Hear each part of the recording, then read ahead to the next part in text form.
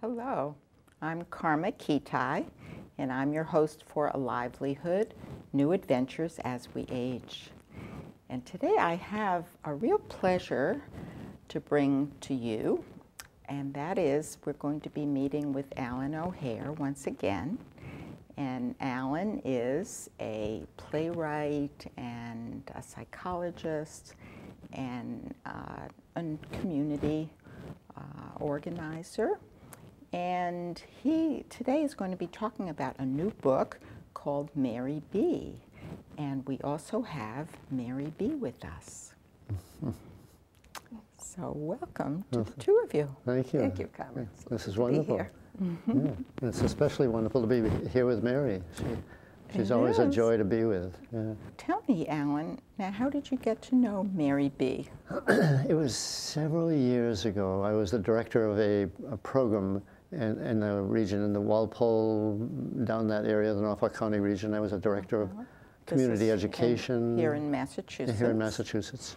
And I provided lots of community service programs.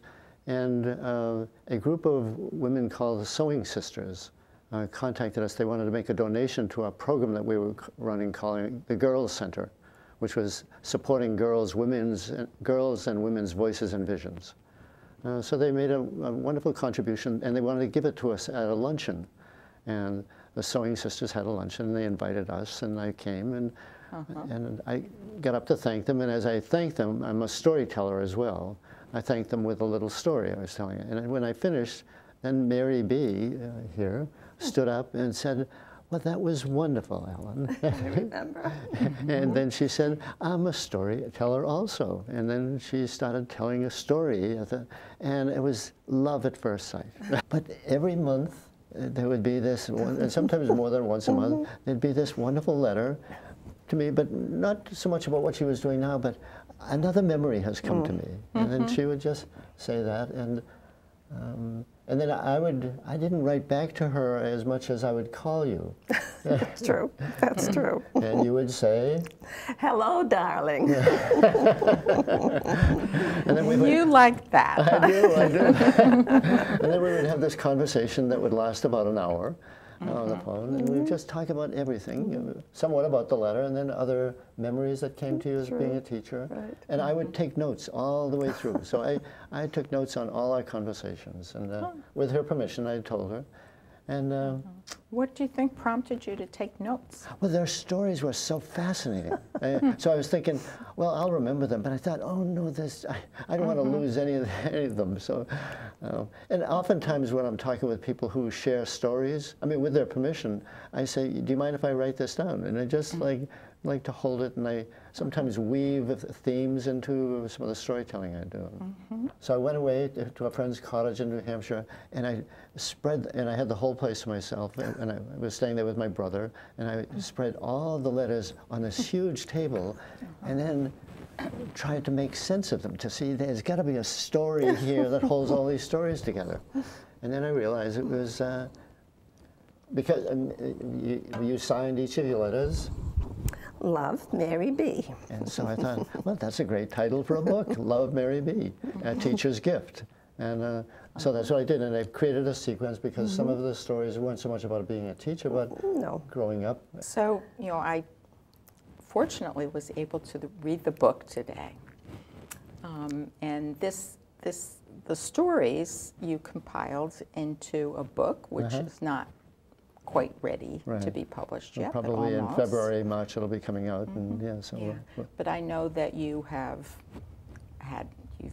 performed the play many times now. Oh yes, right? yes. I think we've done at least Oh my goodness. at least 2 dozen Oh, plus. at least, yes. At Different universities venues, and universities, churches, Libraries. schools, libraries. So what are some of the stories that you remember telling think. Alan? Well, I was just thinking about this today. I met Martin Luther King Jr. one time. This was back in, I think it was the early summer of 1958, I believe.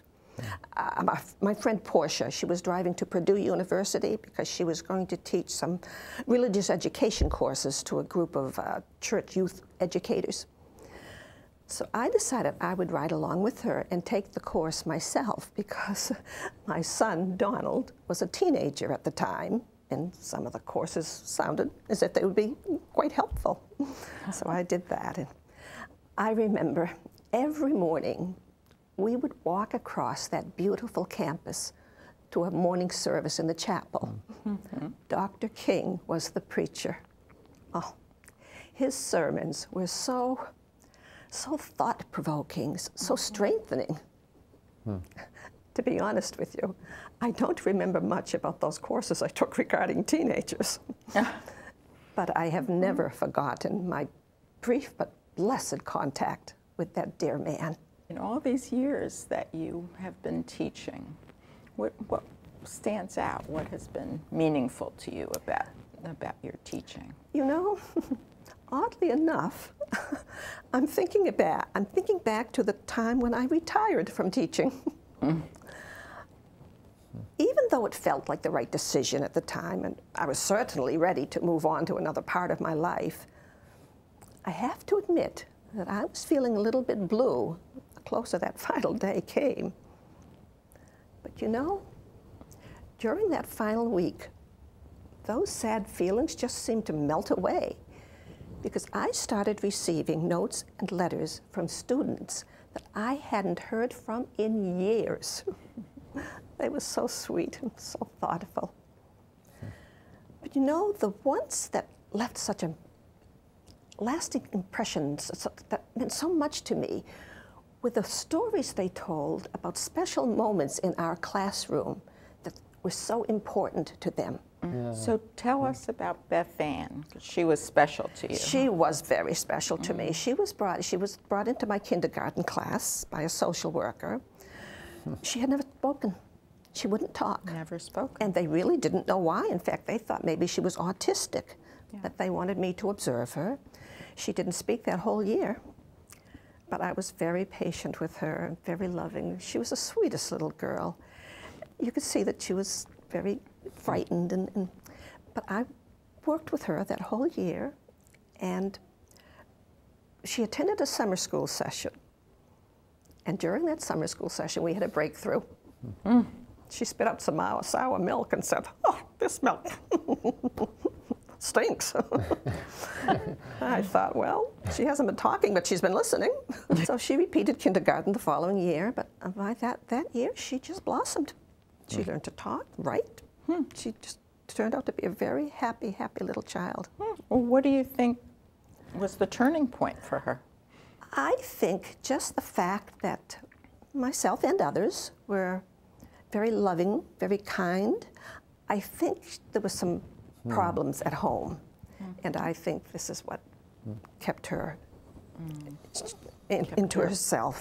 I can understand that you were just listening to these stories and thinking, oh my, this has to be preserved. Huh? Well, and also it was in her writing.